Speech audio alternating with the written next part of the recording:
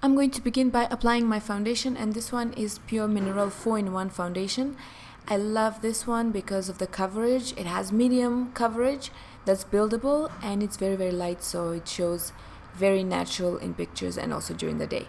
So I'm going to blend it all out very well, and I'm going to cover the under eye circles. I've shown you guys in the previous video how to do this. I'm just going to repeat this quickly. So I've applied peach color corrector underneath the eye. Just gonna drag it a little bit to the sides, and I'm using a MAC concealer brush for this. So I'm gonna blend it out with the Queen brush by Hair and Makeup Addiction, and this is what I got after I blended. So now I'm gonna move on to highlighting the face. When you look at the face, the areas you wanna bring forward are those areas that you wanna highlight, and that's the center of the forehead, the bridge of the nose, just lightly, just on the top part, and the center of the chin as well. So I'm going to use the concealer that I applied underneath the eyes for this, and under the eye I did the triangle effect. Basically I've applied concealer all the way down as a triangle shape, and I've shown you how to do that in my previous videos, if you guys can check it out. Then I'm gonna blend it out using this brush by Hair and Makeup Addiction. It's called the Queen brush. It's a synthetic brush, so it's perfect for blending creams and liquid products. It's also very soft, so the blending is perfect.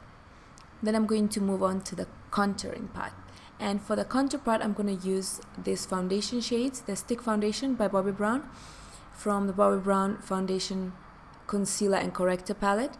So I'm going to basically shade that bottom part of a cheekbone. To see where your cheekbone is, you can put your finger underneath the bone, and that's how you know where your cheekbone ends.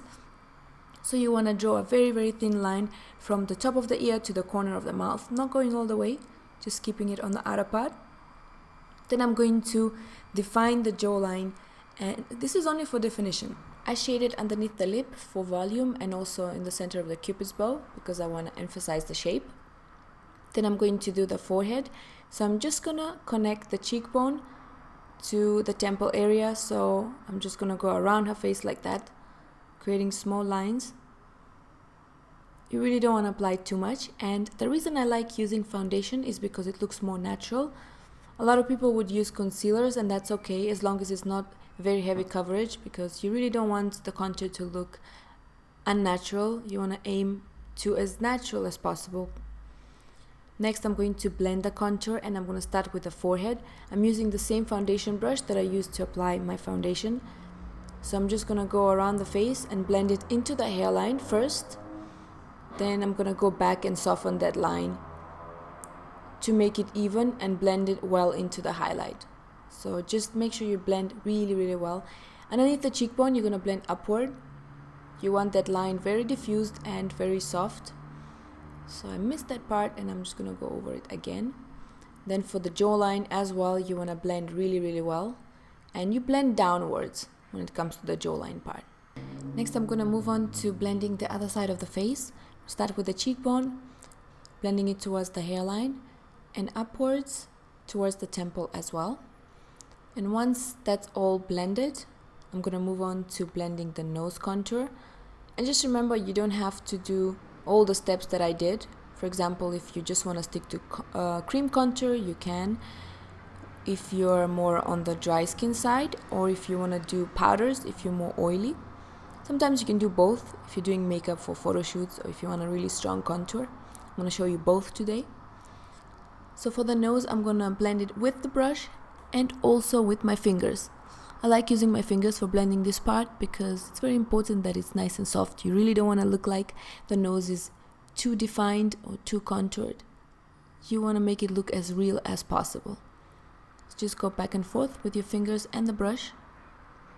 Now I created a little bump on top just to give it a bit of a lift and make it appear smaller. So that's how it looks like. Then I'm going to move on to setting the under eye area. For this I'm going to use loose powder, and this one is translucent. I'm using Amazonian Clay loose powder by Tarte. I'm going to put it in the description box below so you guys can see it. It's very fine, so it absorbs very quickly. Next I'm going to take a powder contour, and this is Anastasia Beverly Hills contour kit.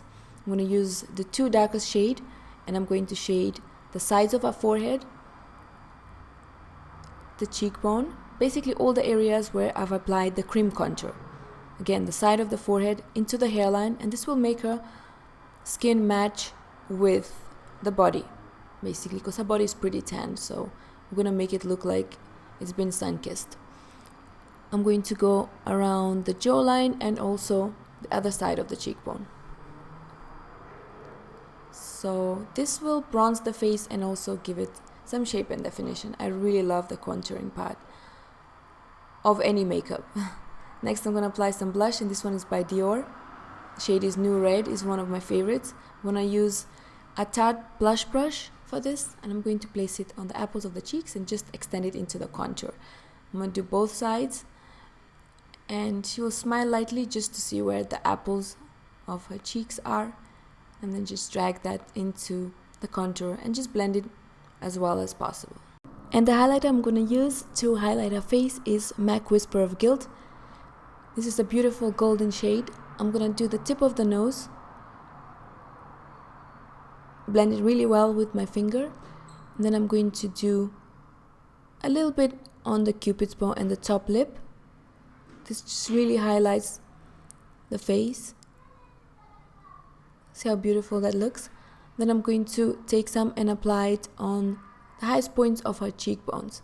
So basically I'm going to create that little C area just from the top of the brow to the highest point of the cheekbone. I'm going to use my fingers to blend it because this is gel to powder texture.